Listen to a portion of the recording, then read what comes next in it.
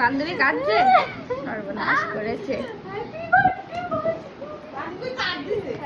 দেখো এটা আমার সোনামা, সোনামায়ের বান্ধবীর আজকে বার্থডে, ওই জন্য এরা হচ্ছে ফ্রেন্ডস ওর।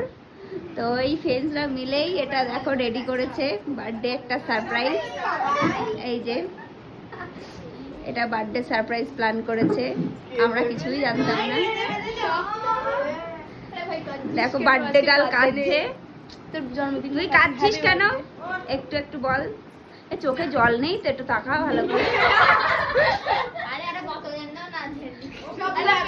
এই যে এরা এইরকম ছোট ছোট মানুষ, মানে সবাই ছোট ছোট। দেখো এই প্ল্যান করেছে ওর